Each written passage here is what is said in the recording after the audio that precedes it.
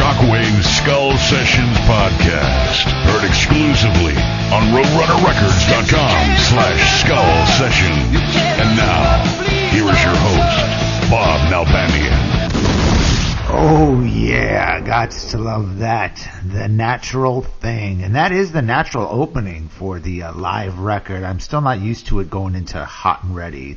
Alright, this is the Shockwave Skull Sessions podcast, and this episode is devoted to the great UFO. And this is a great discussion on this episode. We've got the returning Martin Popoff, who had authored the book UFO Shoot Out the Lights a few years back. And as you know, he has been on the Shockwave Skull Sessions podcast kind of as a regular. And we've got him back again on this episode along with brand new guest Brian Brinkerhoff. So this is going to be a great episode. Brian, a longtime fan of UFO. He's been in the business several years as a journalist, music publisher, record company exec, manager. So he's got a lot to say, and this is a great discussion on one of the most underrated bands of all time, one of my all-time favorite heavy metal bands, definitely in my top 5, dare I say top 3, UFO. This is a podcast I have definitely been looking forward to, and those of you who are UFO fans, you are going to love this episode. So we're going to get right to it because this is a long one. It runs about an hour and a half.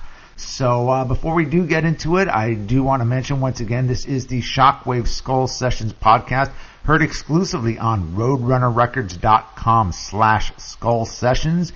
You could also get the podcast through several directories, most popular one being iTunes. If you go to iTunes and type in Shockwaves in the search, both the Shockwave Skull Sessions podcast and the Shockwaves Hard Radio podcast will pop right up.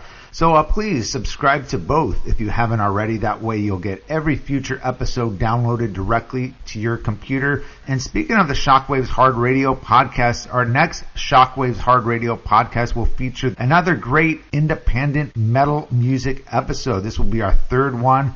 Always a popular episode. I play 30 unsigned or independently signed hard rock metal bands. It's always a popular episode with a lot of metal fans as well as a lot of industry people. So that will be the next episode. And as you know, I had said this on the previous episode, the next episode we are going to run the PV contest for the brand new DE Zodiac bass guitar. That's right, this is your chance to win a David Ellefson signature Zodiac bass guitar from PV. For more information, you could go to the PV page at www.pv.com. That is Peavey. Go to the musical gear page and check out the Zodiac bass guitar. You could be the owner of that. We are going to run the contest on the following episode of the Shockwave Skull Sessions. We will also run the same contest on the independent music episode, which will be coming up on the Shockwaves Hard Radio podcast. The one that could email me back with the most correct answers will be the proud owner of the Zodiac DE bass guitar. So let's go ahead and get right into it. I also do want to remind you that the Shockwave Skull Sessions podcast can be heard on the Classic Metal Show at theclassicmetalshow.com. Also, you could get it on cmsradio.net. So check it out Sunday nights from 7 to 9 p.m. Eastern Standard Time. That'd be 4 to 6 p.m. Pacific Time. So like I said, this is a long episode, so we're going to get right to it. I want to thank all the staff at Roadrunner Records for hosting the site. To get in touch with me, you could email me at shockwaveskullsessions@gmail.com and email to my attention, Bob Nalbandian. I do check all the emails and reply to all of them, so please send me those comments. And let's get right into it, man. This is, once again, the UFO discussion with Martin Popoff and Brian Brinkerhoff. We got on this episode the returning Martin Popoff. What's up there, Martin? How you doing, Bob? Looking forward to it. And we got our very new guest on this one, Mr. Brian Brinkerhoff. What's up, Brian? Hey, Bob, Martin, how are you guys? Hey, doing fine. Looking forward to button heads on this one. Yes, it's going to be a good one. This topic is UFO. And for those that don't know I've known Brian for many years. He's been a longtime metalhead, and he's been in the industry. He's written for several magazines, including Kerrang in England. And he was also you worked for Disney Publishing, and you actually were the one that signed Bad Company, the whole Bad Company catalog to Disney. Correct, Brian? That is correct, yes. Wow, very cool. So Brian definitely knows a thing or two about rock and metal, especially when it comes to UFO. Ain't that right, Brian? That would be correct, and I think that we're going to be coming from opposite ends of the spectrum here. Yes, and of course, Martin, for those that don't know, Martin wrote a great UFO book called Shoot Out the Lights, and that was back in, 2005, correct, Martin? Roughly, yeah. It came out through Metal Blade Records with Brian Slagle. We did 4 books together, and this was, I think, the second one. Happened pretty quickly, but I think I got everything in there. It's the only UFO book so far, but I know there's going to be a big, rockin' huge one down the pipes eventually. But a buddy of mine is working on one that's going to have a lot of photos and stuff like that as well. In the meantime, for those that want to pick up Martin's book, you could always go to martinpopoff.com, correct? Yeah. I've got it there. And just go to the UFO book. The ones through Metal Blade were the UFO, the Rainbow, the Blue Oyster Cult, and Dio, right? That's right. I'm getting good at this, man. You bet. Well, cool. Well, let's get going on this, man. UFO. This is a topic I've been wanting to tackle for a long time. And so who wants to get started on this? Let's go from the beginning. The space rock years. Not too many people know about this era of UFO. Of course, it featured Mick Bolton on guitar. First album was 70 or 71, UFO 1, right? Who wants to start this off? I think it's 70, I believe. Not a very good start, not knowing my years here, but I'll start off, I suppose, because I really don't have much to say. I mean, I really do not like those albums. Never did. I find them very rudimentary and almost recorded in error. They're very raw recording. They're very bassy. They seem to be kind of like almost punk rock blues in a way, even though they tried to have this whole space rock direction, which I imagine had a little bit to do with them being on a German label, I believe it was, right. Nova Records out of Germany. That was kind of their main deal there. So they had UFO 1, then they had UFO 2, flying 1 hour space rock, where it needed a severe edit because basically it was a bunch of pretty boring music all linked together. And then they had UFO Live, which was recorded in Japan for some reason. But that's really all I have to say. I don't really like this stuff very much. There's a lot of covers there as well. It's just very kind of looted out, downer rock, bad boogie blues metal.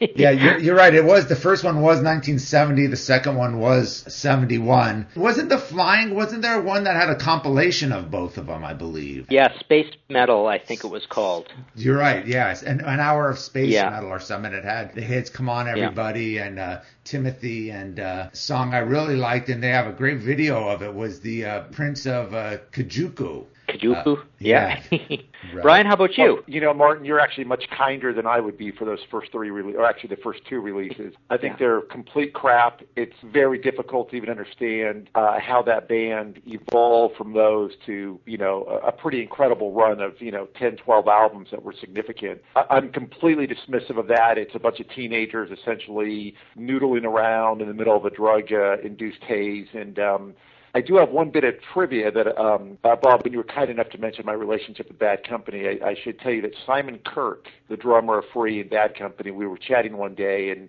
we were talking about vocalists or singers. I had mentioned that I'd loved, of course, Paul Rogers and Frankie Miller, but I said, one of my all-time favorite vocalists is Phil Mogg. And Simon told me that he and Paul Kossoff, who had been in a band called Black Cat Bones, prior to forming Free with Paul Rogers, had actually considered and checked out Phil Mogg as a potential vocalist in their next project, which ultimately became Free with Paul Rogers and Andy Fraser. But they had actually met. I don't know if they ever quote-unquote auditioned them or how it all happened, but he said, Phil Mogg, we considered him for our band after Black Cat Bones. Did you know that one, Martin? No. You I had no idea. Pop off there. Yeah. I'm not even sure John Sutherland knows that. Yeah. Wow. That's a good one. That's great.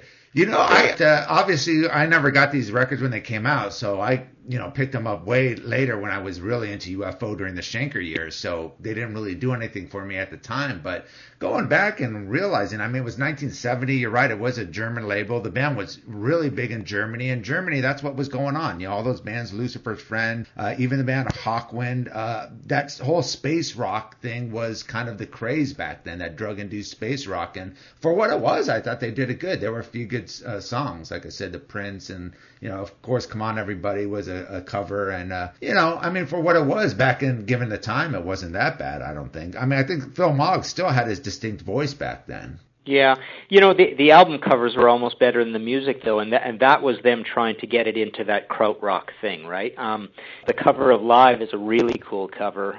The other ones, they're basically trying to wedge this band into the krautrock thing when maybe, they definitely weren't krautrock. Maybe at a stretch you could say they were a very kind of crude and rudimentary Vertigo Records type band. But, anything beyond that, there just wasn't a lot of talent there. Right. And the interesting thing we should mention before we get into, of course, the Michael Schenker years with Phenomenon being the first, is that Larry Wallace spent some time as guitar player in the band. And, of course, Larry, as many people know, formed Motorhead with Lemmy. He was the original guitar player for Motorhead. Didn't he play with Pink Fairies, too? Pink Fairy, absolutely. Larry Wallace was a Pink Fairy. Yeah. I don't remember how the story goes anymore, but Bernie Marsden is kind of involved in that early story, and so is Paul Chapman, who later would be on the records, right? Right. Yeah, Bernie Marsden had joined just after Larry, and they toured together in Germany, and Bernie had a falling out with the management, who I guess was ripping off the band. And then you're right, became a 5-piece with Paul Chapman and Michael Schenker, I believe shortly after Phenomenon came out. Wow, you've done your homework. Good job. Well, actually, I'm cheating. I'm reading their Family Tree website here. Oh, yeah, okay. The interesting thing is they weren't credited on vinyl, but I guess they were a 5-piece, and I'm seeing promo pictures here as a 5-piece with Michael Schenker and Paul Chapman. Were you aware of this, Brian? No, not until I had people tell me that, and I sort of dismissed it as, what do you mean both Schenker and Chapman were in the band at the same time? But there's certainly photographic evidence and bio evidence. That's absolutely true, and that was quite stunning to me because I had never heard that before. Brian, why don't you start us off about Phenomenon and force it? I shall do that, and let me just conclude. I think virtually, I'm not sure I know anybody that ever had those first 2 UFO records when they were released. It was definitely a discovery process. I conclude by saying the space rock era was a moment in time that is really hard to sort of correlate with the future of the band, but certainly I think the popular side of UFO starts with the Phenomenon record when they, of course, had recruited Schenker to join. And if you look at the track listing even now, there's got to be at least 2 songs, if not 3, that are pretty staples, of the current live set, being Dr. Doctor and Rock Bottom. That was done as a 4-piece with Mogg and Schenker and Way and Parker. To me, it's still a pretty rudimentary riff rock record. It's a nice starting point, I guess I would say. Bob? Phenomenon, I actually got that, obviously a little bit later. I think I first discovered UFO around the time 1977, so Lights Out was the first album I actually bought from the band. But I remember hearing Rock Bottom. I remember there's this guy on my street that used to drive around and cranking Rock Bottom. And I'm going, what is this song, Rock Bottom? And I finally heard that it was UFO, and all-time classic. I would have to say Rock Bottom is one of the top 10 greatest heavy metal songs ever recorded. The album itself, Phenomenon, is a good record, but that song basically makes that album an all-time classic just from that song alone. Dr. Doctor, a lot of people talk about, I prefer the live version a lot better. As with all bands, they really beef it up. Queen of the Deep was kind of a cool tune. But, Rock Bottom, that really introduced the band and introduced Michael Schenker as a world-class guitar player. To be honest, his playing wasn't all that great on the Lonesome Crow, but the Phenomenon record, man, when that came out, that really just blew people away, and for good reason. Yeah. What about you, Martin? Yeah, I always considered this album their Fly to the Rainbow, and then the space metal days their Lonesome Crow in a way. And this is that first step of an album where 3/4 of it I barely even know, and then it starts picking up into the good albums right after this one. So this is the step kind of in between. And Brian, you're right. That's a good point about it being kind of a simple riff rocker in a lot of areas. Rock Bottom, you're right, Bob. That song's amazing. We actually actually had a bar band in the 80s, and we played that song. And I just always loved it. It's just this big, long epic. It's got, big breaks and stops and a good, complicated riff for 1973. I mean, for that era, or is it 74? 73, I think it is. That era, anyways. I mean, you're operating 74. On 74. Yeah, I'm looking at it here now. So for that era, that was a tricky, sophisticated riff on par with, certain Deep Purple things, I would say. Doctor, I like the studio version. I thought it was pretty good. The production on this record is perfectly okay. Now, this is Leo Lines from 10 Years After, correct? Yes, it is. Yeah. Oh My was a cool tune, too, the opening song. Kind of a cool little opener. Cool, let's move on to, Force It, huh? Yeah. Do you want to start that out, Brian? Or? Well, let me just ask one last thing about Phenomenon, which ultimately would be, it's Schenker's introduction to, here's a young German guy, teenage German guy being, in an English band, and I don't know all the details, of course, but, how he ended up in that band at that point in time. Maybe Martin or Bob, you've got some background on how he actually ended up joining the band? Well, I know UFO toured with Scorpions when Michael was in Scorpions, and UFO were quite big in Germany. They were kind of like the big band coming over from England. When they lost their guitar player, of course they, knew of Michael from playing in Scorpions, and I think that's how it came about. Is that correct, Martin? Something like that? Yeah, I'm really going out on a limb here because I can't remember perfectly here, but I have a feeling that one of the guitarists, whoever it was, lit out right in the middle of a tour maybe, and Michael had to just jump right in and basically get parachuted in and play the gig. I'm not sure, I think you're right. I think when I interviewed him, he did mention that. He did mention something about it, that he filled in for a show. And that could have been when Bernie Marsden left, actually. Yeah, and thereby starts this whole thing where Michael never quite fit in. I mean, we know Michael's a little bit, mentally unbalanced, perhaps you might say. That's exacerbated by drugs and drink, I'm sure. But basically, he's always had this feeling that the other guys are a bunch of English guys, and he's German, and he's also a teenager and shy and can't speak any English. Well, that was and these key. Other he guys couldn't speak any English, so there was really no communication. Yeah. These guys had their in jokes. They were kind of ruffians, street guys, so they were able to, take the piss, as they would say in England, quite easily out of people. They'd make fun of stuff. So right off the bat, you've got, this is not a band that has this great chemistry or anything. Have you guys seen that video of Rock Bottom from YouTube? For those of you listening, there's a great version of, so there's some great old UFO stuff, but there's a version of Rock Bottom where they're playing it live in Germany to this totally drug-induced crowd. And there's this guy in a three-piece suit that does a strip show. And not only that, it's clearly a version of Rock Bottom that they played before the record. They recorded it, because Total the lyrics are completely different. It's a very unique snapshot of time, and you can see the evolution of the lyrics from where it was. But you're absolutely right. It's a requirement to go onto YouTube and watch that clip simply for the audience participation.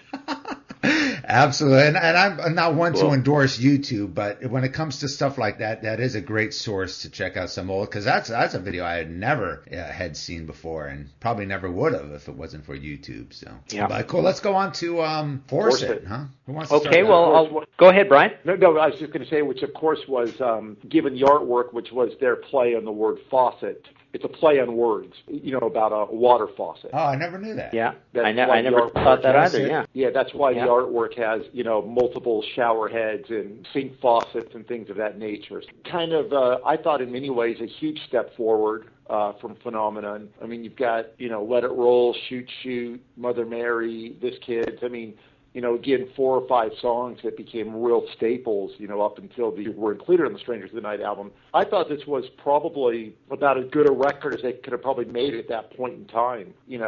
Great riffs, some good songs. Definitely. Yeah. This was definitely a big step forward, and what I really like about it is it's mostly all heavy. It also has the sort of really modern proto-metal type songs like Let It Roll, which is, a rumbling, galloping speed rocker kind of tune. It's got the direct, very catchy but very heavy riff rockers like Mother Mary, and you're also starting to see that little thing where, you've got your Tyler Perry and your Jagger's Richard there, where you've got personalities coming out of the band, and you've got Pete Way writing his more Stonesy, old school rockers like Shoot Shoot and Out in the Street, and you've also got a lot of proggier things, which one supposes come out of the mind of Michael Schenker, who, I remember him telling me once that he basically never listened to much music at all. It basically, he wanted to be this clean slate where things would just come from basically nowhere. And there is a lot of weird music on this that might support that sort of thesis. One thing I've never liked about this album is I really don't like the production at all. I find it worse than Phenomenon, and definitely way, way worse than No Heavy Pettin'. I find it very cardboardy and mid-rangey, and with not a lot of bass. I find it a little distorted, not a lot of treble. So yeah, it's a good, heavy, even album, but it still feels a little bit crude. Yeah, I agree with you there as far as the production, definitely. Again, I went back to get this record, and I had bought this record after the live record came out. So, of course, I was used to all the live versions, and I've said this in many podcasts before, when it comes to bands like UFO, Judas Priest, Kiss, or whatnot, the live versions just blow away the studio versions, but we'll get into the live record shortly. But going back and hearing this, I was kind of disappointed, for one, with the production, and for two, with the kind of lifelessness of the songs. Right. I think not just the production, it just doesn't sound like there's energy there when you hear it, especially compared to the live versions. And I'm not crazy about they added the not really keyboard, more piano. I guess Chick Churchill from 10 Years After did some studio guests on this. Good point. And I wasn't really crazy by the way it came out. I just kind of lightened it up too much. It just didn't sound right. Obviously some classics. I mean, Let It Roll, Shoot Shoot, Mother Mary, Out in the Street, and even some of the lesser known songs, Too Much for Nothing, kind of a weird song, but pretty cool. And this kid's great riff. So should we move on to No Heavy Pettin'? You want to start that one out, Brian? Sure. And No Heavy Pettin' was in 1976, the following year. That's correct. And that, of course, was the first time the band really solidified into a five-piece with a keyboard player, with Denny Pyronol. Again, there's a couple songs on there that have been part of their core catalog, Like It or Not, for many years. To me, it was a band in evolution, and now they've introduced a new member of the band. He's a keyboardist. He's not really a second guitar player. Natural Thing, I'm a Loser, Can You Roller. The first three albums, they all have highlights, and I consider, a couple things on No Heavy Pettin' to be interesting, but to me, again, it's a band that's evolving, it's maturing, it's changing, and it's not mandatory listening, that's for sure. I agree. Martin? I totally disagree. This album is probably tied for my favorite album of all the Schenker years. I love the production on it. It is so bright and bassy and trebly. It's got groove. I'm looking at these songs, and I just love the variety of the heaviness on here. It's got some really bold things like I'm a Loser and Can You Roll Her. Even Reason's Love is just a very cool, tricky, strange song. Natural Thing is your Mother Mary of this album, just a great stomping riff to it. Highway Lady, that's one of Danny's songs. I just love the sort of Springsteen-ish melody to it. Phil's a big fan of that kind of stuff, and that one just has that big, heroic, rocking down the highway sort of, New Jersey sound to it. On With the Action, I thought was, I don't like slow heavy metal songs too much, and I think they just did a great job of, infusing so much passion into that song. A Fool in Love is, I guess that's a Frankie Miller cover, right? And again, that's a very Pete Way kind of song. So I go through this whole thing, and I love all the songs on here. And, frankly, I actually think this is the best produced album of the entire Schenker years. I think this sounds better than Lights Out and sounds better than Obsession. Who produced this? And this is also Leo Lyons, which is kind of strange because he didn't do so hot the previous two albums, right? Is it? Phenomenon, he did a pretty good job with, I thought, but you're right, Force It. Yeah, it's okay, but this is just really bright and bold and personable and warm. So yeah, just to sum up, I would say this one to me is the most charming, most listenable, warmest album of the entire Schenker canon. Well, I'm kind of in between you. I mean, I definitely do agree. This is definitely a step above production-wise. Great sound, Natural Thing, awesome song, and I'm a Loser. I think this is really where the band showed. I don't know if it was the addition with the keyboards, but they just really came into their own as just a real classy hard rock band, and nobody was able to sound like UFO. UFO were just in a class all their own, and I think this is where it really kind of started to show. I agree. I love the song On With the Action. It's almost got a heavy Sabbathy kind of feel, but it's got a classiness to it. I just didn't think the record itself, the songs were all that great. Highway Lady I thought was okay. Reasons Love I kind of liked, but I still thought, it wasn't until, the next record, Lights Out, until they really were able to put a strong record together. So why don't we move on to that one? Do you want to start that out, Brian, Lights Out? Sure.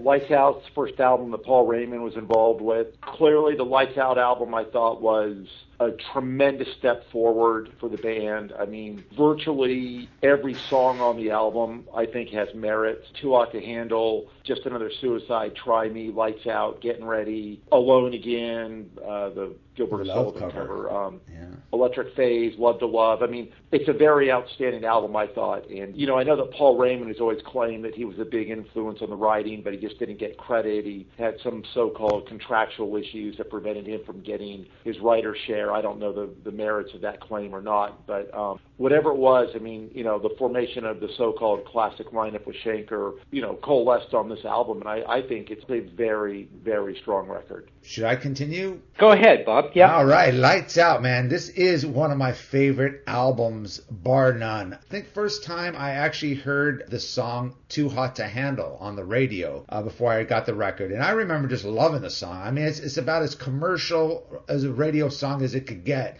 But again, it just had this classiness about it. It wasn't like a formulated commercial song, even though you would think it sounds like it. Just, all I can say, they were just a heavy rock band with class. Just Another Suicide. What a great song. I mean, how unique is that song? I mean, they're combining pop rock with hard rock and just done so well. Lights Out, one of the greatest riffs. With that Hammond keyboard added to that, it's just such a heavy song. I mean, it reminds me of something that Deep Purple should have wrote. Try Me, I never liked that song. I think that was just a throwaway ballad. I think that's the weakest part of the record.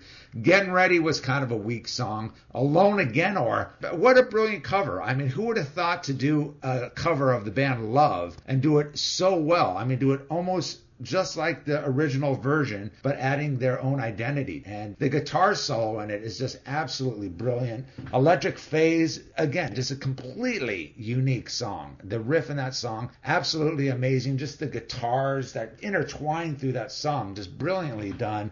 And then Love to Love, I've said this before, I've said this during the Judas Priest debate, the best heavy metal ballad along with Beyond the Realms of Death. Two of the greatest rock ballads ever written. The way it just explodes at the end of the song is just absolutely amazing.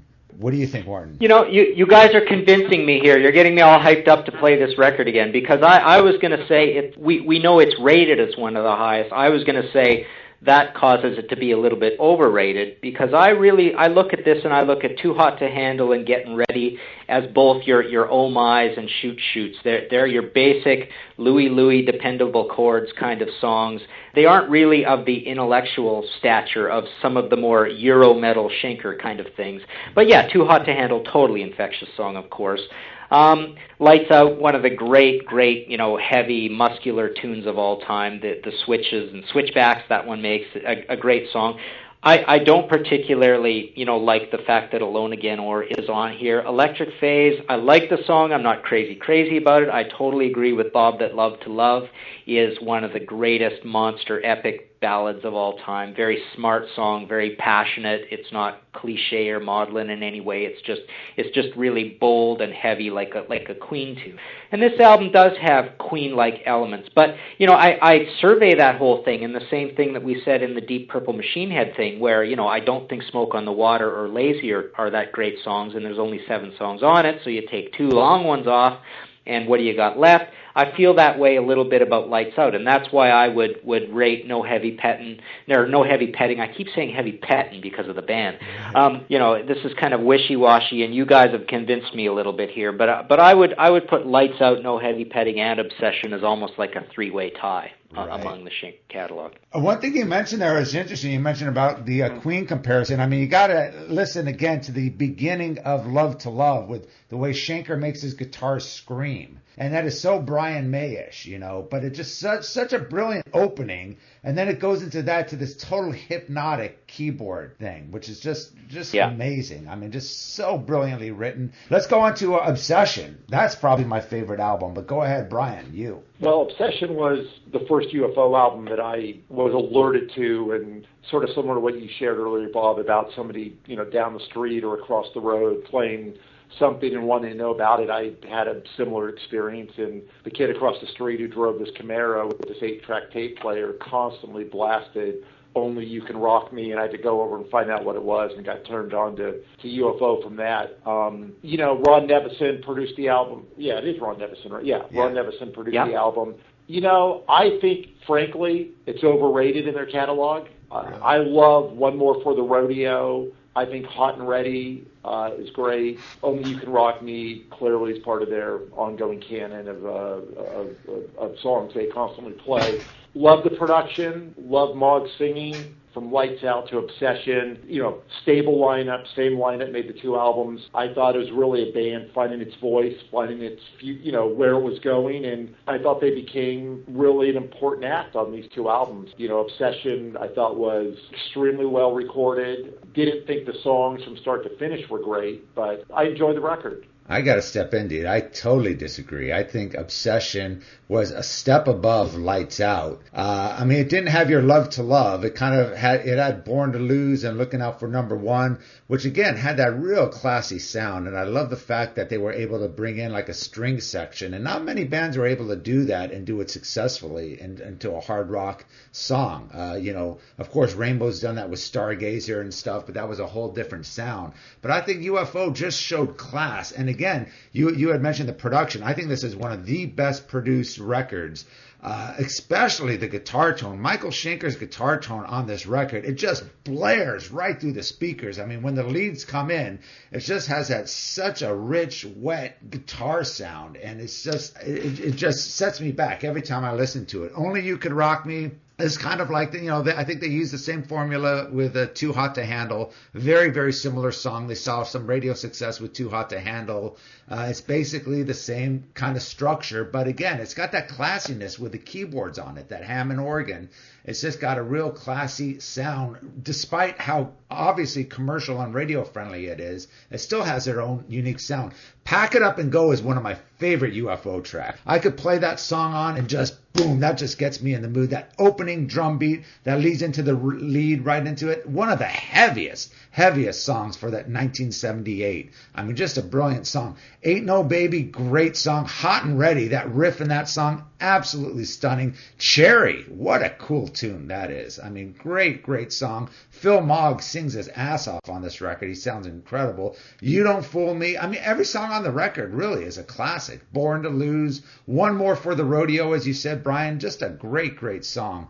And I think the only band kind of that was similar to the UFO, that kind of emulated UFO, were the Babies, who were also on Chrysalis, with that kind of that classy kind of rock sound with the keyboards. But apart from that, no one could touch UFO. And they were so much different from all the other bands at the time, whether it be the AC/DCs, Black Sabbath, Zeppelins, the Purples. UFO were definitely, at this point, they came into their own, absolutely. One of my favorite records. What about you, Martin? Well, I'll start with what you said about the Babies, because I just love the Babies. Now, number one, we have to realize the Babies are nowhere near as heavy a band, but they also had that kind of neat separation between the instruments, that raw thing that you felt like you were in a garage with them. And the other thing that I find really interesting about Obsession and the comparison with the Babies is the big, echoey Eddie Kramer kind of drum sounds that you get. And you really get that on this album. This album is produced way different than Lights Out is. Sure. And I believe they did it in some post office building somewhere or whatever. So it was on location in some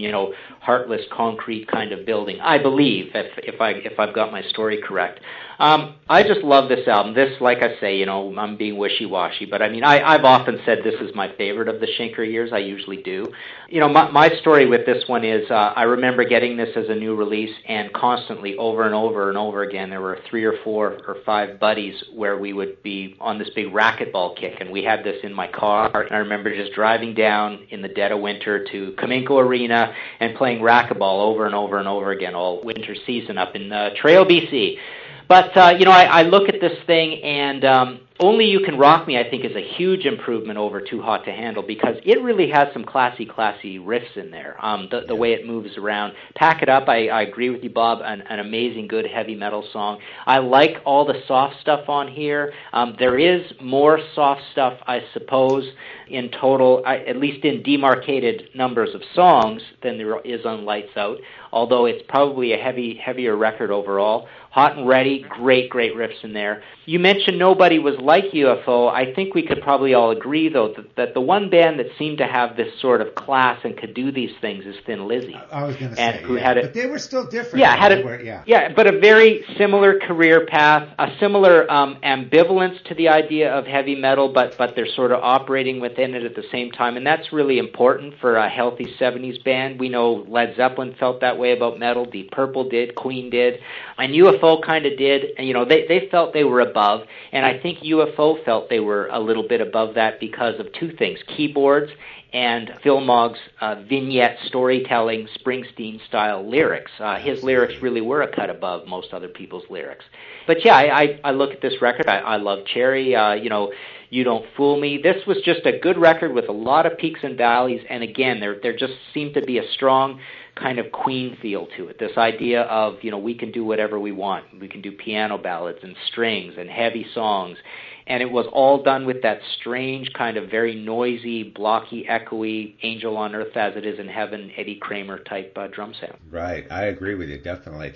The one thing that you had mentioned, which is so true, and I think Brian will agree, that Phil Mogg is one of the most underrated vocalists and lyricists. He just wrote some real clever stuff back then, again, with a little satire, humor in his lyric writing, but just fantastic and completely different vocalist than, your typical bluesy vocalist. He had that classy side to him that really not many singers were able to emulate. Another thing I do want to mention, which I've neglected to mention on the previous record, and which is a real important fact of UFO as far as I'm concerned, was their album covers. They're brilliant album covers done by Hypnosis, and particularly the Obsession record. I remember just being obsessed with this record cover with the little bubbles and the guys. And I never realized, because I always saw Schenker in there, but the two guys in the suits, that's Phil Mogg and Pete Way, correct? That's correct. I believe that's the story, yeah. Yeah, just a brilliant, really bizarre, typical Hypnosis record cover. Same with Lights Out. Of course, Fawcett, the U.S. version, didn't show the man and the woman making love in the tub. But even No Heavy Pettin', what a bizarre album, with the tube going into the chick's neck and then the other side going into the monkey. A quick comment on the album covers. I mean, I always thought No Heavy Petting, here we go again, had that whole krautrock feel to it, the way that cover was.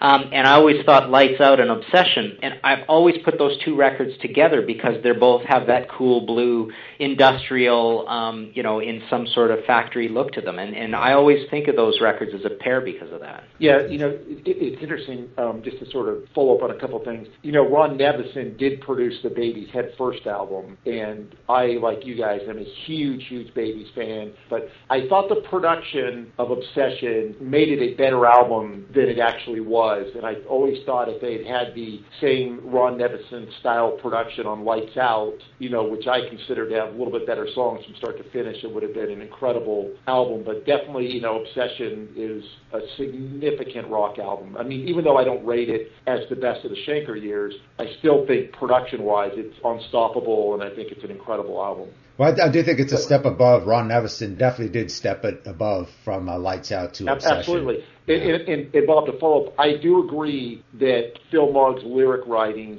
started to sort of come into its own in this era. I mean, And I think his lyric writing of some of the stuff we'll talk about in the future is incredible. But, this was really, I thought, a huge step forward in terms of maturity. And the word I always like to use with UFO is dignified and classy. This was really the moment where, I think started to become apparent to a lot of people this was a very unique and could have been a special band, but to me, UFO ultimately is coulda, shoulda, might have been. So should we move on to the live album, Strangers in the Night? Who wants to start that one out? Well, I'll start because I don't have much to say. You know me and live albums. I basically don't care. To me, 95% of everything worth talking about is in the writing and the original recording of a song. I mean, I didn't even play Strangers in the Night very much. I know it's better, heavier, rockier versions and blah, blah, blah. It's one of the greatest live albums of all time and all that stuff.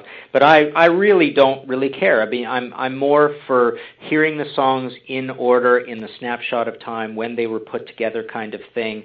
So this album just kind of came and went with me. Wow, that's something I never got with you, Martin. I gotta say, when it comes to live albums, I understand, the whole studio thing, but when it comes to especially great hard rock, live albums, Strangers in the Night, Live and Dangerous, the Humble Pie Performance, all these live records were so superior to the studio records. And like I said, half the songs I hadn't heard prior to the live record, because you look at the live record, most of the songs off that is from The Force It and No Heavy Pettin', and those were albums I got back after hearing the live record. I was kind of disappointed at the studio versions, because the live records to me from Strangers in the Night were the definitive versions of most of the songs, particularly the songs off the Force It record.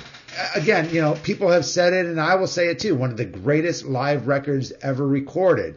Now, there's a lot of controversy, and I just heard recently that Paul Chapman did the majority of the guitar playing on this live record. Do you know anything about that, Brian or Martin? Let me jump in on two things. Number one, I agree to the definitive live record. It introduced me personally to a lot of the songs. Got Obsession, then got Strangers in the Night, then went back personally and reinvestigated early parts of the catalog. And like you, Bob, was sort of stunned, like, wait a minute, how can this song sound this way on the live album and it sounds so lousy on, the studio album or what have you? There's been an expanded version of Strangers in the Night. They've added Hot and Ready and Cherry, I believe. I mean, Phil Mogg is really ultimately one of the most disappointing people I've ever dealt with, and it was simply things like this.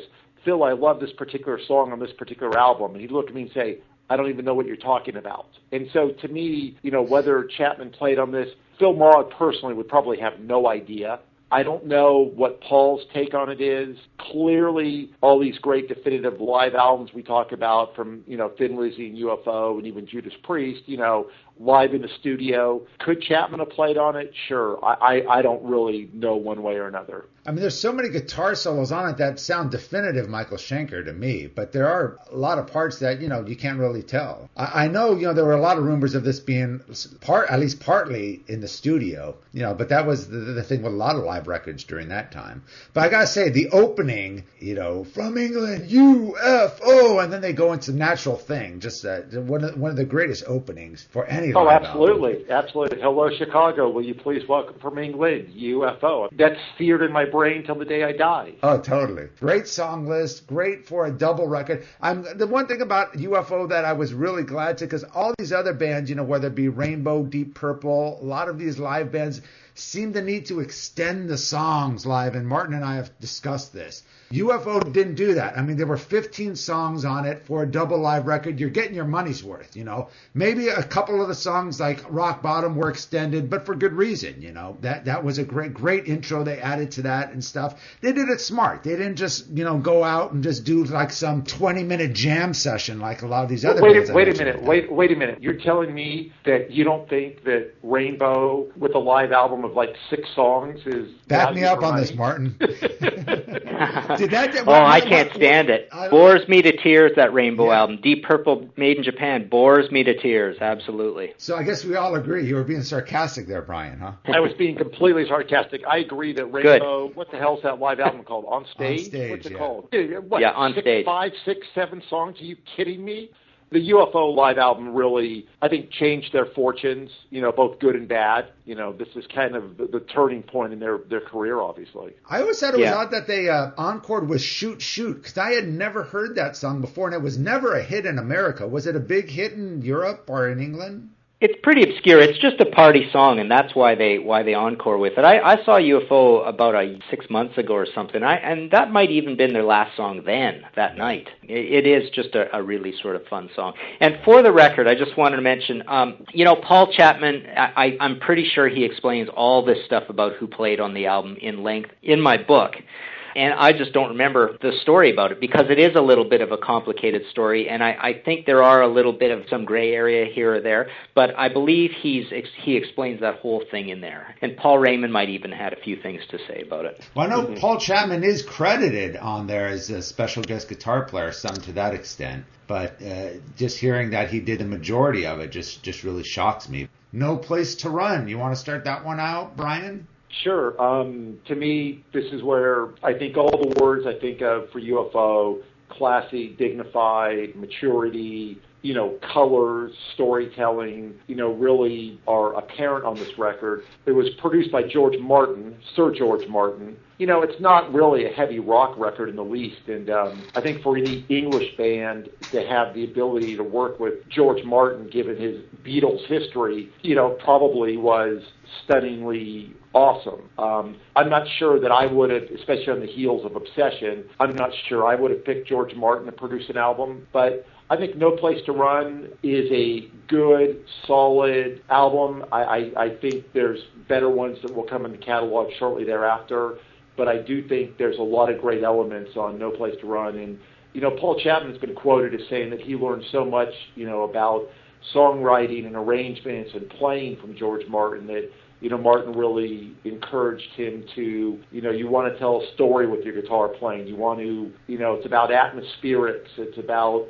changes. And there's a lot of elements on this that I thought were so strong. I mean, This Fire Burns Tonight. I mean, they did cut Mystery Train, the old Elvis Presley song, but, This Fire Burns Tonight, Gone in the Night. I mean, No Place to Run is a fantastic, really one of the first songs that I thought Phil Mogg wrote a great lyric for. It's really one of my favorite albums, but I don't think it's a great album. But I think a lot of it was let down, so to speak, by what I would term to be George Martin's kind of light hand on the production. I wish it could have been just a little bit heavier in terms of the way George mixed it and recorded it. It's a great album, but I thought it was a little light compared to the production style and Obsession, obviously.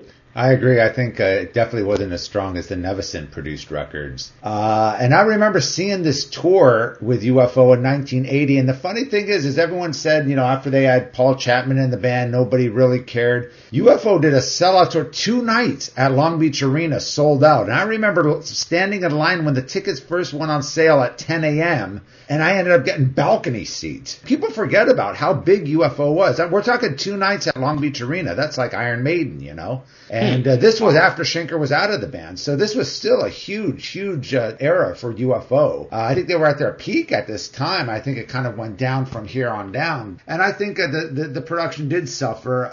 I love Letting Go, the opening with Alpha Centauri. That goes right into Letting Go. Very, very cool.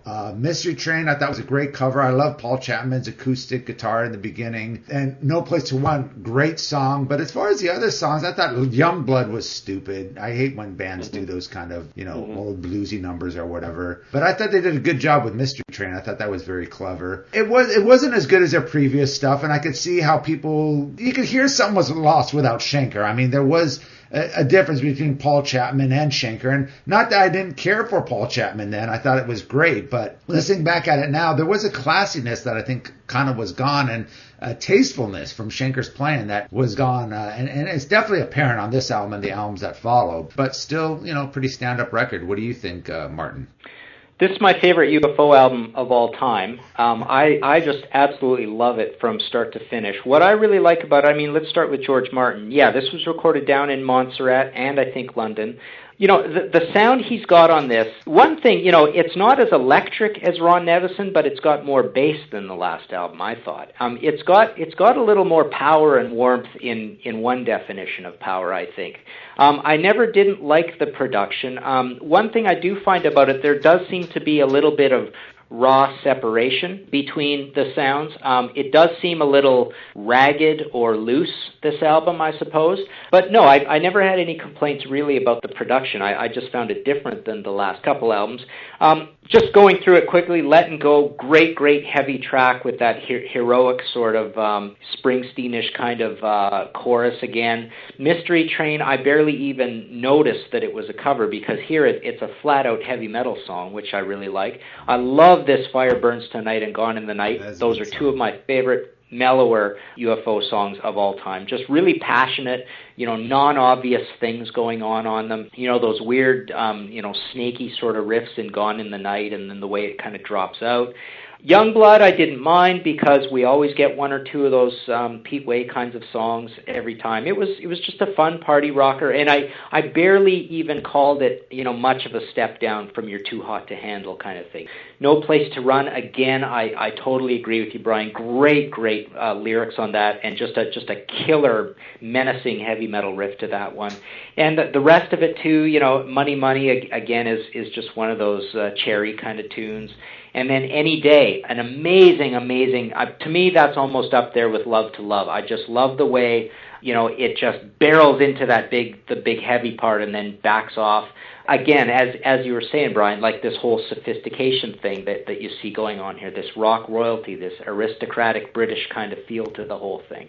I almost don't even think it's much of a step down in heaviness, and I think it's certainly a heavier album than Lights Out, because you look at this, and again, it comes in at that sort of standard UFO Thin Lizzy quotient of just a little over half the album is heavy. I mean, they're all like that, right, and this one's in there as well. So yeah, favorite UFO album of all time. Wow. To tell you, I'd forgotten, Martin, what a great song Any Day is, and I'm glad you brought that up. And I'm glad you brought that. I got to go back and listen to it now, because I totally forgot about that song. I'm telling you, Bob, Martin said it perfectly, which is Gone in the Night and This Fire Burns Tonight are just great songs. Two of my favorite UFO songs are those two, but I spoke to Derek Oliver prior to this interview, and he's been in charge of the reissues that are coming out of the Chapman years, and he sent me a note as well. The reissue of No Place to Run is going to include an alternative version, studio version of Gone in the Night. It's got a longer guitar solo. And then they've added 3 live tracks. Letting Go, Mystery Train, and No Place to Run are all recorded live with the lineup in November of 1980, plus an alternative studio version of Gone in the Night with a longer guitar solo. And that's going to be coming on Rock Candy Records, right? That's correct, yeah. Wow, so definitely check that out. Actually, no. You know what? Just to correct there. Basically, EMI asked Rock Candy to sort of take care of it, and they are actually, I believe, they're all EMI releases. They're doing the whole catalog, and they're coming out roughly 3 at a time. I know because I wrote the liner notes for Making Contact like well over a year ago, like a year and a half ago kind of thing. I think there's only 2 sets of 3 that have come out, or maybe even just 1 set of 3 so far. Only 1 set of 3 so far. And yeah, the first Phenomenon, Force It, and No Heavy Petting. You are correct, Mark. I didn't want to leave anybody with the impression that they're coming out on Rock Candy. Rock Candy's involved, but they are going to be, a standard EMI reissue, so to speak. Mm. Yeah. One thing I was going to say before we get into the Wild and Willing, one thing that's interesting about No Place to Run is really the only UFO album where it actually shows the band on the cover. True. Yeah. I thought was kind of weird, and it was kind of disappointing because they had such unique album covers before with Hypnosis, and this is kind of a boring album cover with them just in front of the gas station. But anyway, let's move on to Wild and Willing and Innocent. That came out the following year, 1981. Paul Raymond leaves the band, and in comes Neil Carter, who was in Wild Horses, correct? He was in Wild Horses before. And he actually was a member of Gilbert O'Sullivan's band prior to that. And I'm a huge Neil Carter guy. This, to me, is when the band, not talking about, popular acclaim or commercial success, but even though Neil was not involved in the majority of the recording of this album, it was self-produced by the band. They got back to having a great cover, as you know, Bob, so you'll be happy about that. But this is my personal favorite UFO album. I could go through all 8 songs, lyric by lyric, note by note. I think every song on here is incredible. From Chains, Long Gone, The Wild Wound, The Innocent. Of course, I think Paul Chapman's solo on Profession of Violence, which was Mogg talking about the Cray brothers, so-called mafioso thugs in England. Lonely Heart, Neil Carter, freaked people out. There's a sax solo on it. But Martin, as right. you know, given, Mogg's interest in all things Springsteen, so to speak, he was thrilled to know that Neil could play sax and said, let's put a sax solo on Lonely Heart. And Making Moves, it's Killing Me. This, to me, was an incredible album from start to finish. I love everything about this album. I agree with you, but I got to disagree. I agree with you about Neil Carter. He was a great and multi-talented guy. He stepped right in, plays rhythm guitar and keyboards, and as you say, he also had some sax and whatnot. I think the band plays great, but their biggest mistake is self-producing this record. This record, just the production is so lifeless to me. And the songs are real strong, and I think they just could have been beat. If Ron Nevison was involved in this and did the kind of Obsession-style production on this, it would have been such a stronger record. But the record just sounds so formulated. And I think it's more the production than just the actual structure of the album. But it sounds to me like it could have been like a Foreigner record. It's like you hear a song like Hot Blooded, and it's a song that's like trying to be heavy, but it just falls way short. There's nothing about it that's heavy. It's like the riffs, there's just no life to them. But the songs are good. I definitely agree. Chains, The Wild and Willing, what a great song. It's Killing Me, fantastic song. The songs are good, but something about this record, and I think it's primarily the production, just kind of turns me off. Of all bands to produce themselves, UFO is not one that I would give the keys to the studio to, given their lack of... I'm surprised Chrysalis did, too, because Chrysalis, I know in the past, they're real sticklers about having bands... Yeah, I don't know all the politics that went into it or didn't or what have you. Phil Mogg did have one of my favorite quotes one time when they asked him about the drug and alcohol issues within the band. Didn't the band have any willpower? And he always said, we had plenty of willpower, we just didn't have any won't power. And I always thought that was a great quote. Yeah. Yeah, Bob, maybe would have been different if somebody had produced it. I do agree with you about the lyric writing. I think Phil writes some fabulous lyrics on this. Yeah, I thought this was just, from start to finish. I thought, the lyrics of Long Gone, the lyrics of The Wild Wound, The Innocent, Profession of Violence, Lonely Heart, Making Moves. I heard they did Long Gone on this last tour, too, which was one of the first times they played this song in years. Yeah, can you believe they actually recognize the fact that there's, stuff in their catalog that has merit beyond 1980? It's incredible. Right. And let me just throw out one last thing about Neil Carter, which is interesting when I've talked to Neil over the years. Here's a guy whose first rock band experience was Wild Horses with Jimmy Bain and Brian Robertson. Enough said there. Then gets into UFO, and then, eventually moves on to the Gary Moore Band, and told me that he had no idea that having been in Wild Horses and UFO, that when he got into Gary Moore, everything was professional, everything was organized, everything was done correctly. He had no idea that you could actually run bands that way. You got an interesting story, Brian. Why don't you tell the listeners what Neil Carter's doing these days? Well, Neil Carter, among other things, is a music professor in Brighton. He's a very, very literate, very scholarly, intellectual type of guy. But his big sidelight is he is a well-known judge for cats at cat shows. I'll agree with both of you guys on parts of this album. I have been known to call this my favorite UFO album of all time. I'd say it's probably my second favorite UFO album of all time. Two negatives about it would be the production is a little cardboardy. There's just something a little noisy about it, kind of it bleeds all over the place. And the second thing is, I think you're subtly, slowly getting into an era where they seem to be forcing the writing of the heavy metal songs. And, Bob mentioned formulaic. I'm not sure if he meant the songwriting. I don't think that's the context he used it in. But I feel that they're kind of starting to write, make sure they have a certain number of this kind of song, that kind of song, that kind of song, right, and writing in that direction. Having said that, these are amazing, great songs. It's one of those albums where, like Iggy Pop's Cold Instinct or Budgie's Power Supply, where you said, okay, if you had the fans tell them exactly what they want from an album and they went away and wrote it, this is what they'd come up with. It's trying a little bit too hard to please. And because they're so talented, it totally is pleasing. It's got great metal songs. It's got great softer songs. You know, and another interesting little side thing. I spent my whole life wondering why the last song on it is called "Profession of," because Violence is not printed on my copy, and I have a U.S. copy. I bought this as a new release in the States.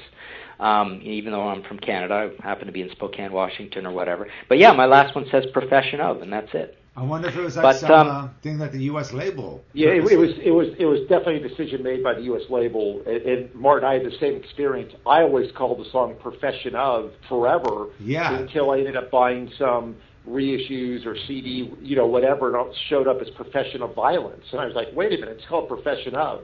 But it was a decision made by the U.S. label to, for whatever reason, to get rid of the word violence. And, you know, the reissue, the EMI reissues coming out with Rock Canyon's involvement, they've added 4 bonus tracks on this. Unfortunately, nothing from the studio. It's just 4 live recordings. Long Gone, Lonely Heart, Chains, and Making Moves. And all of those are recorded in early 1981 at the Hammersmith Odeon. I want to read verbatim an email that I got from Garrett. He wrote back, "Brink, just to let you know, there are no UFO outtakes or unreleased songs on the next batch of UFO CDs, the Chapman years. I spent 2 days searching all the tapes that Abbey wrote and nothing could be found. It was tantalizing as a lot of the 2-inch masters had working titles that promised so much more. Funny enough, the titles were always detective-oriented, a la James Bond, Simon Kepler, John Speed, Dixon of Dock Green, Superintendent Lockhart, Harry Lime, Sam Spade, Inspector Clouseau." So anyway, kind of funny that was, you know, they just had working titles for various things, but Derek said none of them were really songs or even usable bits of instrumentals. Interesting. So should we move on to the mechanics? Sure. This is the following year. This is 1982. Neil Carter's still in the band. In fact, Neil Carter does a lot of the songwriting, is involved quite a bit in the songwriting of this, I should say. And they're back with Gary Lyons as the producer. You want to start this out, Brian? Sure. You know, part of, you know, my favorite run of UFO, starting with No Place to Run and now moving on to, you know, Wild Will and Incident, now Mechanics.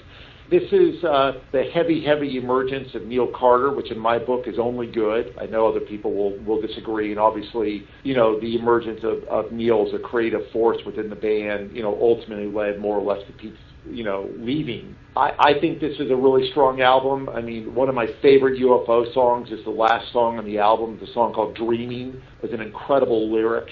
You know, the writer, interesting riff. Something Else cover, the old Eddie Cochran song. Back Into My Life's pretty good. You'll Get Love's pretty good. I mean, Doing It All For You is one of my favorite Phil Mogg lyrics, one of my favorite UFO songs. Then the back-to-back of We Belong to the Night and Let It Rain I thought were incredible. Terry's okay. Feel It's Okay. Dreaming I thought was fantastic. Some of the reissues of this do include a song called Heel of a Stranger. Right. Which was a studio B-side. I love that song. It's going to be included on the new reissues as well. I thought the production was a little, I don't even know if I want to say heavy-handed. I just thought it was a little muddy, would be the word that I would use perhaps. But again, I thought a great set of songs. Great set of songs. What about you, Martin? Totally agree. This is a great album, an underrated album. You know, it got a lot of abuse at the time, and I think that abuse was thrown at the Something Else cover, which was maybe a little too overproduced and didn't groove very well. Looking, as a kid, I remember thinking The Writer was a pretty good song, but again, it feels like it's in that forced, we want to write a heavy metal song to kick off the start of the album thing. But there are so many hidden gems on this album, it's not funny. I mean, I totally agree with you, Brian, that Dreaming is one of the greatest UFO songs of all time. Doing It All For You is also a great song. Terry, Feel It, You'll Get Love, all these ones, Back Into My Life, you know, there is the strong Neil Carter influence, the melodies in there, but they're still tough songs.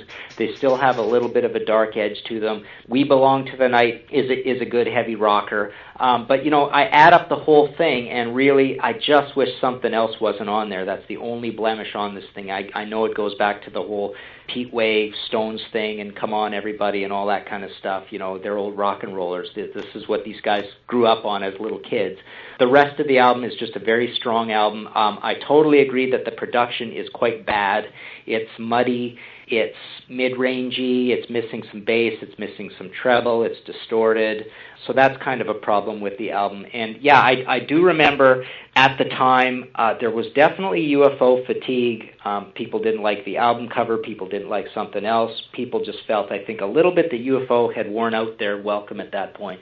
I mean, Wild, Willing, and the Innocent, for that matter, was a totally ignored album as well. Right. Well, I think UFO were worn out at this time. I remember seeing this tour for the Mechanics, and the band was completely wasted and just seemed like they were done and over with. And I think even on the tour before, I think it was the Wild and Willing tour, I remember seeing Iron Maiden open up for UFO. And that was when Paul Di'Anno came, when Killers had just came out. And Iron Maiden just literally blew him off the stage. And at that point, I think UFO just kind of got burnt out. And this record just totally shows it to me. You're right, the production is very mid-rangey. It's the production's not strong at all. I do like the writer. What I like about it the most is I love the lyrics. I love the fact that Phil Mogg writes about the journalists. Which is because, as you guys know, back in the early 80s, the journalists were so strong, for especially the British journalists, and they could either kill a band or, make a band go platinum. Mm-hmm. And,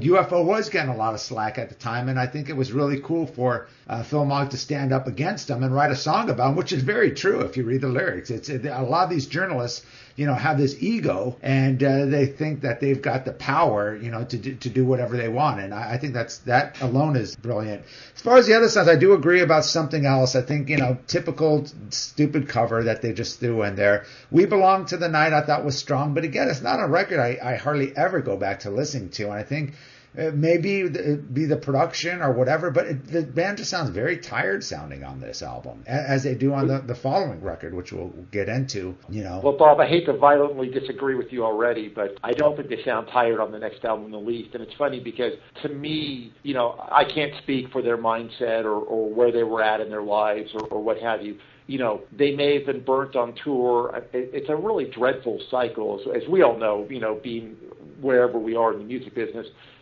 Touring is not, that's a dreadful cycle, especially if you're not doing it at the highest of the high levels. And they may have been burnt, but I'll tell you what, I think their creative juice and spark was just flowing. And I think that Mogg had really found his voice as a lyricist and a writer. I mean, just on Dreaming. I mean, the opening line, kids are cruising on the old shore line, goodbye girls, killing time. I mean, he's just very, very great. The EMI reissues have The Heel of a Stranger, which is the studio track that should have been on the album in place of Something Else. Right. And then it's got live versions of Doing It All for You, We Belong to the Night, and Let It Rain, all recorded in early 83.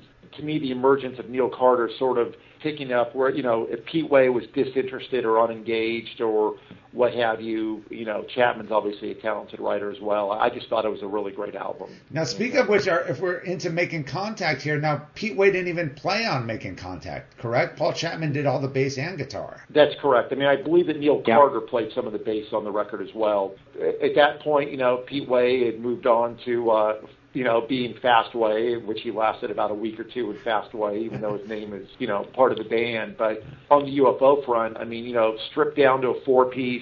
Again, Neil Carter, major part of the creative force on Making Contact. Mick Glossop produced the record. I think it's sonically a very, very strong record. And I will tell you this, I don't think Phil Mogg ever wrote better lyrics from start to finish on an album than this one. And, the Diesel and the Dust lyric is incredible. No Getaway is a great lyric. The Way the Wild Wind Blows, When It's Time to Rock. Again, I keep saying one of my favorite records. I mean, the run of No Place to Run, Wild Willing, Mechanic, Making Contact, I love, and I play them constantly, even to this day, 25 years later. And I know that, look, was this UFO in the same way that, UFO was the band that made Obsession? Absolutely not. But again, I just throw out my favorite, adjectives. Classy, dignified, colorful, maturity, sophistication, interesting. That's the word that I would describe how the band had evolved to. And I thought this was a record that really, obviously, was ignored by everybody. But I enjoy this record immensely. I think this is a pretty good record. It's a solid record. It reminds me of dependable bands like an Aerosmith or a Deep Purple or a Thin Lizzy that even when they don't have all their faculties together, they're not really paying attention. They could still put out a Chinatown or a House of Blue Light, or Pump and those kinds of things. I mean, even Get a Grip. They won't let you down. There's a minimum level of quality that's always going to be there. I find this record again a little bit even more forced than Mechanic. The heavy songs seem to be written because we need 2 or 3 heavy songs. There's a little bit of that going on. I love the fact that Neil Carter is in there writing a lot again. The production I find very competent, if uninspired. I mean, it's well done all over the place. It's probably better than the previous 2 albums' productions, and arguably even better than the George Martin production. But I still find it a little bit expensive sounding for this band. I agree with you, Brian, that you say it's not the band of obsession, and I can read between the lines and say, is this band pushing boundaries and being daring anymore? No, they're just kind of being very good songwriters at this point. So it's a good album. I certainly would rate it the worst of those 4. I mean, the Paul Chapman years, hands down, are my favorite albums as well. I mean, I love this era of UFO, but this is my least favorite of them. I'm glad, though, Martin, that you and I are in violent agreement that there's so much merit to what, the so-called Chapman years. Whether all 4 of the albums are home runs or what have you, it's actually very, very gratifying to hear somebody else who recognizes the band did not stop and start with Michael Schenker. And to me, their dependence on him, in the late 70s, and just they lost so much momentum. They could have been, should have, might have been is the word I always use. Mm-hmm. I thought these 4 albums were so indicative of what could have been. Yeah. Well, they were one of those bands that really absolutely never got their due. And like I said, they were really big at the time Paul Chapman just joined. I remember the No Place to Run time. They were all over the radio, and it's a shame. It really is. Anyway, I can't really comment on this record or or many of the records that follow, particularly the Atomic Tommy years. Why don't we do this if we can? Let's talk about Misdemeanor really quickly. I know that record intimately. I can offer at least my observations, and then we can jump to Walk on Water, because of course it's so crazy, the comings and goings and who's in and who's out. And the Misdemeanor album, which came out in '85 with Tommy McClendon, Atomic Tommy M, was really Mike Varney's attempt to help out Phil Mogg. George Lynch was rumored to be somebody that Mogg had spoken to about, look, it probably should not have been UFO. I think Misdemeanor is actually a really, really great pop rock record. Again, Mogg's lyrics are incredible. There's a song on there. The opening line is, "It's another night stuck at home, the TV on. As John Wayne holds the Alamo, I'm wondering where you've gone." And to me, he became a great lyric writer. And, it should not have been a UFO record. It was poppier than pop, but I thought the songs were great. Paul Gray, who came in with a little bit more of a punk rock background, Eddie and the Hot Rods, etc., and forget what other bands Paul was in. But I really liked The Damned, wasn't it? The Damned, excuse me. Of course, The Damned. Yeah. And, this was, Reckless, Heaven's Gate, In the Name of Love, Mean Streets, Night Run, great lyrics and great songs, should never have been a UFO record, in my mind, given the time and who was involved or who wasn't involved. I really wish Phil had taken a different path at that point. Mm-hmm. Funny you mentioned the Damned, because the Damned were huge UFO fans, and I don't know if it was in particular Paul Gray, but they actually did a cover of Alone Again Or as well. Yeah, Paul, that's true. Paul told me it sounds just like the UFO version.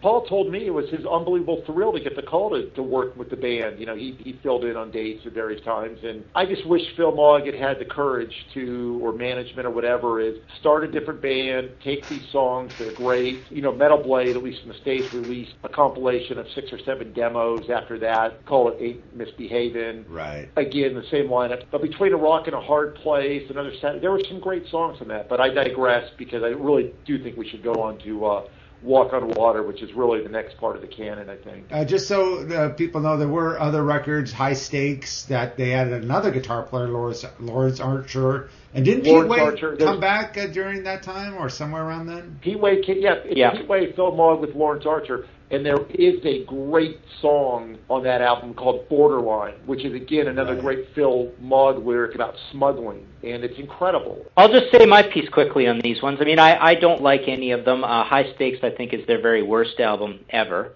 But, Misdemeanor, I just find too poppy, don't like the production, don't like the fact that, it's just kind of a band situation put together. I've never really given it much thought whatsoever.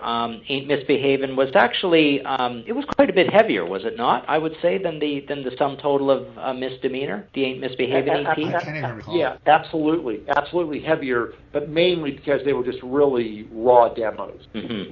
And as we come up to, Walk on Water, go ahead. Who wants to start on that one? Well, one thing before we do get into Walk on Water, they did put out, just before that, a great DVD video called Too Hot to Handle, which I just got to mention because it's got some great footage from as early on to the early Schenker years to the latter years up until, I believe, the Lawrence Archer. I believe even Borderline is on that. And it's also got some great interviews with, Iron Maiden and Def Leppard and stuff, so a great DVD. But go ahead, start with Walk on Water. This, just so the listeners know, the original lineup comes back, or at least the known lineup, with Michael Schenker, Paul Raymond, Pete Way, and of course Phil Mogg and Andy Parker returns on drums, and they bring back Ron Nevison. So why don't you start on that, Brian? This was 19. Sure. Yeah. Well, one thing interesting though, if I'm looking on the site here, and I didn't realize it says 1995. It was released in Japan, and it wasn't released in the States till 98. Is that correct? Yeah. I don't believe CMC put it out, because I do remember getting the Japanese version, but I don't remember it being 3 years prior. But anyway, it was a little funny. I will always say this, loved anytime Phil Mogg sings, I want to know about it. I mean, whether it be Mogg Way, whether it be the Sign of Four, if Phil Mogg sings, I want to know about it. And I thought Ron Nevison did an incredible job of producing this record. So I thought the first three songs on Walk on Water are great. I mean, Self-Made Man, Venus, and Push to the Limit. Of course, they muddied up by throwing in a new version of Dr. Doctor and a new version of Lights Out. Yeah, that was a waste, I thought. They weren't as good as the originals. But I think the eight original songs have merit. As I mentioned, the first three, Self-Made Man, Venus, and Push to the Limit, are three of my favorite UFO songs. Again, Phil Mogg, in my mind, I mean, the opening line of Self-Made Man, I've worked so hard like Hyde on the Chaos Theory. I mean, he's great. He's totally great. I just feel, again, that it was irrelevant in the scope of the real world. It was nice to see them work together again and actually come back with an album that I thought had merit. I'm really so down on Michael Schenker on many levels. I mean, not only is he mentally ill, but, there's a myriad of issues he's got. But, I thought for a moment they recaptured at least a little of something. Absolutely. Martin?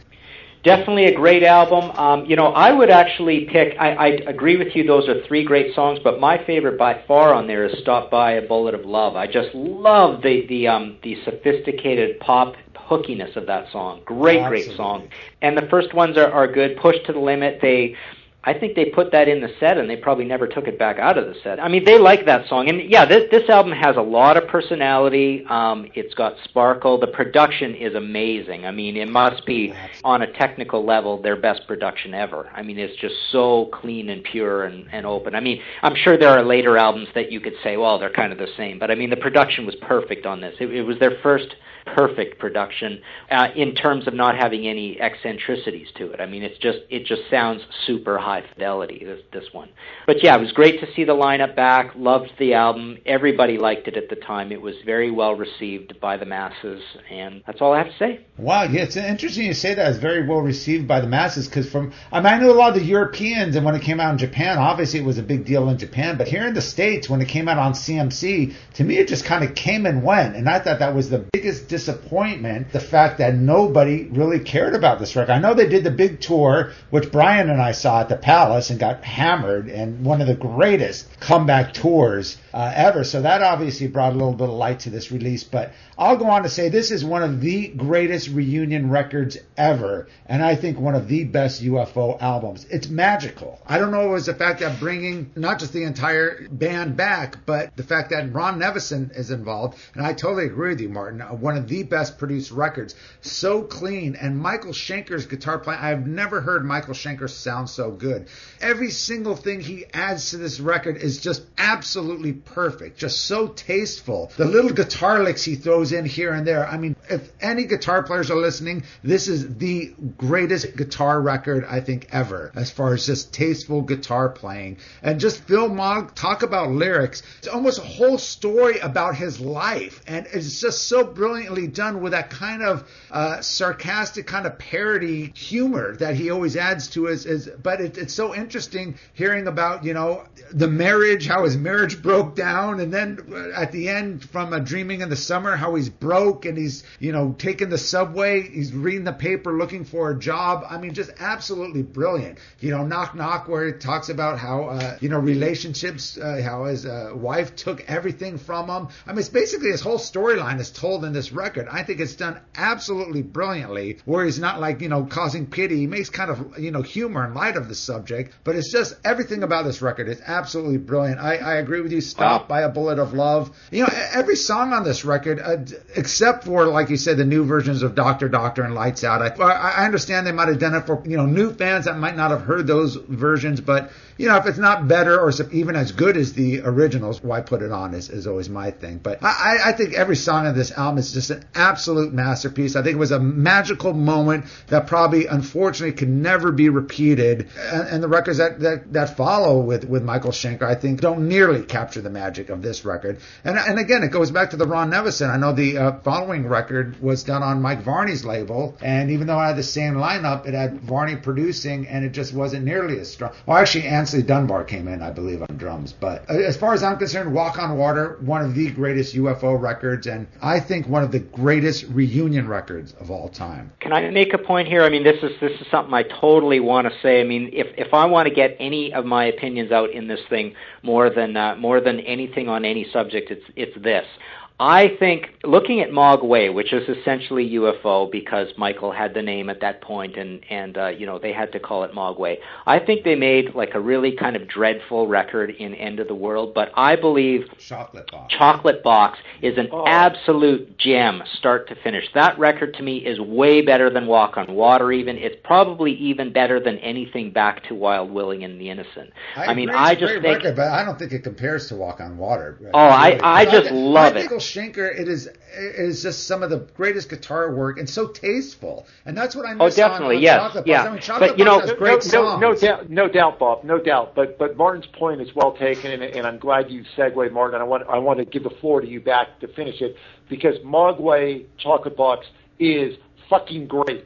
And it just shows it's an absolute masterpiece. You know, what Jeff Coleman does on that record is just beautiful. I mean, way better than anything. You know, Vinnie Moore's great and all that, but Jeff Coleman has this style that is almost like the Uber Schenker, but he's got this sort of classy self-awareness that, you know, he does certain things on there. He's almost like a John Five. He's that brilliant. The guy's a genius. He's a brilliant guy, and I've seen Cosmos Squad many a times in the Valley where they play big potato. He's a fantastic guitar player. I think he adds a lot. I think the thing with Walk on Water, to me, is like the continuation of Obsession, and that's what I love so much about it, because this is UFO. Chocolate Box, you know, it is a different band. It's a great band, but this, to me, it brought back everything I loved so much about classic UFO. And like I said, this is the record, the continuation of Obsession, which was my favorite UFO record. And this just stands up right there. Everything about it is just so done perfect. It's magical. Yeah, I don't mean to compare it really to Walk on Water. That's not the point. I mean, it just happens to be around the same time. But I just think, you know, you look at Muddy's Gold and Jerusalem and, you know, Living and Dying, Last Man in Space. The writing on there is absolutely at this great level. And, you know, the production is amazing. And, you know, what is so cool on that record is that you've got Phil writing at this great peak of his. I mean, he's writing amazing. Simon Wright is playing super tasty, technical drumming that you don't expect from him, but it's there. And then you've got Jeff Coleman incredibly coming in and literally stealing the show. Some of the riffs he does on that and some of the solos he does on that, it's absolutely bar none. You know, I'm sure it's the greatest thing he's ever going to do. I almost put that record as nearly my favorite UFO album. And in terms of the last probably 10 years, I've played Chocolate Box probably 200-300 times. Yeah, I'm going to go play it right now and I put it in my car. Oh, it's incredible. And that's the main point I wanted to make. I just think that is... Well, actually, one more quick point I want to make, and I won't belabor this one too long. I also think that the Michael Schenker Group albums from this era are absolutely beautiful. They're just so cool. Whether they're poppy or heavy or bluesy, it doesn't matter. Michael right now can almost do no wrong with me. I mean, here's this guy. I don't know how he does it given his personal life and the mental illness, but he keeps cranking out these expensive sounding records that I just think are beautiful little jewels of rock and roll. I mean there's got to be 4 or 5 in a row, all in the late 90s into the early 2000s, that I just think are amazing records, and they do actually remind me a little bit of Chocolate Box. Yeah, I'm glad you mentioned that. Hey, Bob, I need to jump in because I need to defend myself a little bit here, which is I can neither confirm nor deny that you and I went to that UFO show and got shit-faced, but what I can confirm is that I confronted Bella Piper in the lobby of the show. You told me and told her how she would, and told Bella Piper off. Because I don't remember the exact circumstances, but I was all fired up because, like, that's Bella Piper. She's ruined Michael Schenker. I started screaming at her when she was at the merchandise stand. So that was a good night, Bob. But I got to say that last Schenker record was one of the biggest disappointments. I was looking so forward to that, seeing the classic Schenker. What, Tales of Rock and Roll or In the Midst of Beauty? No, what was it? In the Midst of Beauty? Is that what it's called? The last one where they brought back, all the original guys. That's called In the Midst of Beauty with Gary Barden singing the whole album. Yeah. Crap. Total crap. I haven't heard it yet. I love Tales of Rock and Roll. I thought that was great. The other two Michael Schenker records, Sharks and Covenant, or Covenant and Sharks, I should say. You want to start that off, Brian? Yeah, I would just say that ultimately they're completely not even in my vocabulary. You know, I got them, I played them, was hugely unimpressed. I sort of know from some of the people involved that they were kind of, not only do they sound disjointed and not really thought out, I know that, you know, Schenker's mindset and his participation and his mentality were very negative, and Mogg didn't really have a chance to co-write with Schenker in a classic traditional co-writing thing where you sit down and talk about chords and riffs and structure, but really kind of wrote around what Schenker had recorded and laid down, et cetera. And as a matter of fact, out of those two records, there's only one song that has any merit in my mind, which is Fightin' Man. And the only reason I know that Fightin' Man exists because it's on the Showtime live DVD and album they did, you know, with Vinny. And I went back and said, oh, that's kind of a cool song. Where's that from? And then I had to find out that it was actually from Sharks. I had no idea. Just, to me, not even in my vocabulary. Martin? I totally agree. I look at these and I just have a blank slate, you know, but the fact of the matter is probably if we went back to them, we could assemble one pretty good solid album out of those two albums. They're probably better than we sort of remember. I know the production's good on them, but yeah, they totally came and went for me. I played them a few times. It was almost like the better songs were saved for the great Michael Schenker Group albums around that time, and these ones, it's almost like if he was trying to write in a UFO vein, it was almost like he was saying, okay, I'm Michael Schenker, we're going to put a bit of Michael Schenker in, but we're going to also put a bunch of Pete Way in or something.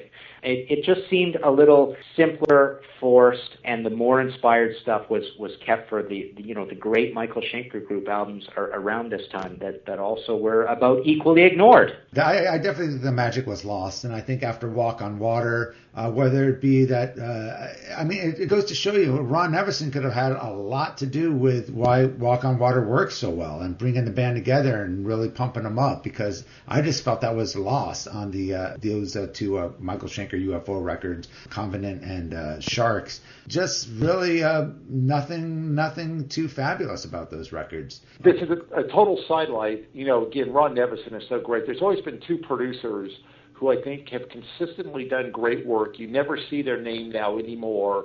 To me, if I had a rock band that was interesting, I'd call Ron Nevison. I'd say, hey, you interested in producing my band or what have you? And I think that Max Norman, I mean, he has no connection, of course, to the UFO catalog, but I've always thought that Ron Nevison and Max Norman should consistently work, and they don't. You know, Nevison may have a ton of money based on a lot of the pop stuff he did, but I thought both those guys were really strong producers.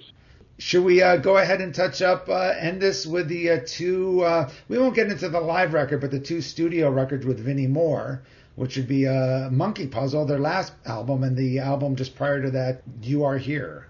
Okay, I'll start on that. I mean, I feel somewhat the same way as those Schenker albums, oddly enough, and I don't really want to feel this way because I just love the fact that UFO is back. I know these guys. I see them live, and they're great live. But I play these records, and I just feel like it's missing some strong personality anchor somewhere in the middle. I mean, the songs are kind of simpler, bluesier. They're all of the Euro metal is gone. There's not a lot of that left. A lot of that, I suppose, came from Schenker, but somehow it was even still there in the Paul Chapman era. But all of that seems to be gone here. And again, if I play these albums, and actually as soon as we're done with this, I'm going to play both of these again. I'm also going to play Walk on Water again because of Bob's super praise of it. And I'm also going to play Chocolate Box again.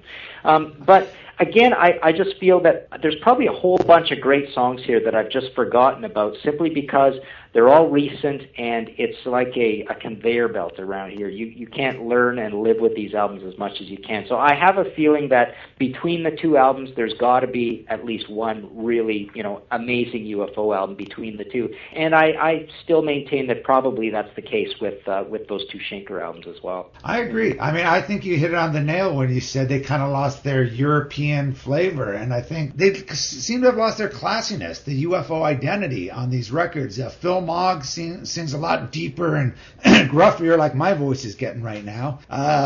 And I don't know if he does that intentionally or if that's... I know they beef it up a lot, like on You Are Here, like, the opening track is really beefed up and kind of a modernized metal song, which it's good. The stuff is good. There's definitely some good material on there, but it really isn't UFO to me. They lean more toward the bluesier side on a lot of stuff, but not that classy kind of UFO material that I've grown to love. And like you said, if they made it into one album, it'd probably be, there's definitely some good tracks on it. There's some good moments. I like Vinnie Moore. I think he's a great player. I think the band performed well, but I just don't think it has the magic of the previous stuff. What about you, Brian? Well, I do. I was very excited to get You Are Here. Again, if Phil Mogg sings it, I want to know about it. And Jason Bonham plays on that too, by the way. And he does the live album too, I believe. Yeah, he's one of my least favorite drummers. That's neither here nor there. I thought there were 3 or 4 good songs on, You Are Here. I thought that Mogg still had a little bit of an interesting lyric take as usual. Not at his best, I felt, but I felt at least, if nothing else, I feel for these guys because, I think they've got a pretty fairly stable situation. I mean, I know Jason's out of the band and Andy Parker's back in, but, nevertheless, there seems to be sort of and Pete Way, of course, is either in or out or can tour or can't tour or whatever. Depending on if it's here in the States or not. 3 or 4 good songs on You Are Here. Monkey Puzzle I played once. I cannot even tell you a song on Monkey Puzzle. And much like Martin said, I'm sure there's a compilation you could put together that's relevant, but it doesn't seem like there's any fire left creatively, and that was, I guess, sort of my disappointment. Well, I think the creative fire, I think you hit it on the nail, but the thing is, the band seemed to be happy and doing well. I know this last tour did well. I'm kind of kicking myself in the ass I didn't see it, but I'm now living up in a small town, so it would have been like a 3-hour drive to see them. But I heard the tour did well. I hear the band are in real good spirits, and they're kind of got it back together again. But you're right, I don't think the creative process is really quite there, but just the fact that UFO is still together and still performing great live is enough for me.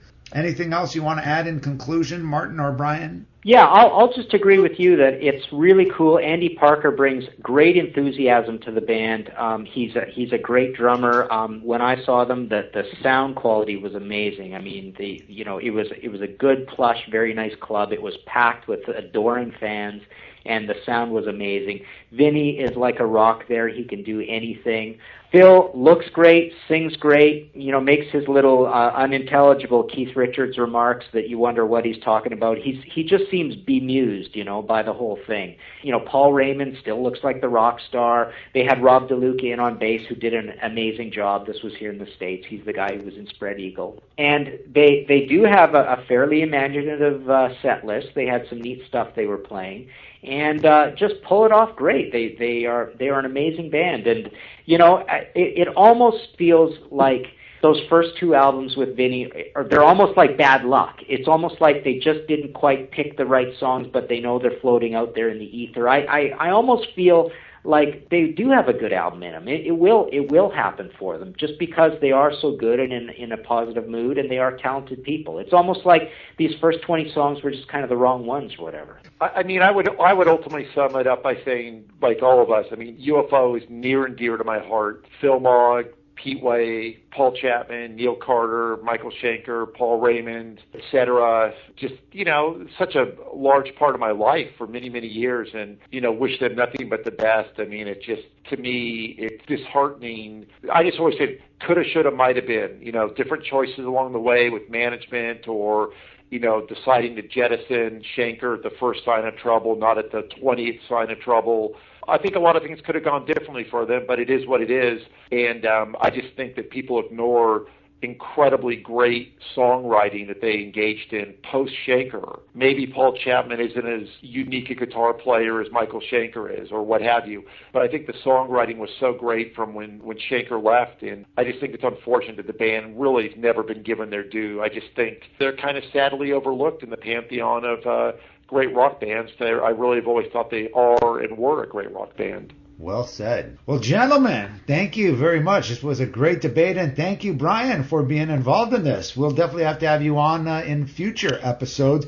Brian, is there anything you want to tell the listeners about yourself, or if contact information or anything like that? Or No problem. If anybody ever wants to reconnect with me, my email address is bbrinkerhoff@yahoo.com, and it is me, Brian Brandis Brinkerhoff, Brang, and been busy writing liner notes now for a lot of the upcoming Rock Candy releases. Still love music, still drive around blasting metal whenever possible, and I have one son who sort of learned the value of rock and roll. My other son is definitely not into rock and roll, but trying to pass on the classic rock stuff that made such a difference in my life to my progeny, but with mixed success so far. Right on. Well, once again, you can pick up Martin Popoff's UFO book, Shoot Out the Lights, and you could get that through his website, martinpopoff.com, and also through Amazon and other bookstores, correct? A book website. Not too sure. I think I'm the last one with a few copies left of that, believe it or not. I think it's completely sold out, just like the Blue Oyster Cult. I've got a few left. And basically, at martinpopoff.com, there are full descriptions of all the books. There's 23 books or so. Been doing this Ye Old Metal series, which I'm now on to the fifth one of, just immersed in 1978 for the last couple of days. And yeah, that series is going, so check it out. There's, like I say, they're all described. Every single album that's talked about, it's all mentioned in individual pages for the books. And yeah, just email me with any comments or whatever, and we shall take it from there. Thanks, guys, and we'll definitely keep in touch. That does conclude another episode of the Shockwave Skull Sessions podcast. Thank you once again for listening. Once again, the Shockwave Skull Sessions podcast is available at roadrunnerrecords.com/skull sessions. You could preview all the episodes on that website. You could also listen to the Skull Sessions podcast on The Classic Metal Show at theclassicmetalshow.com every Sunday night. And you can email me at shockwaveskullsessions@gmail.com. So that does conclude this episode. Want to thank you all once again, and we will see you next week.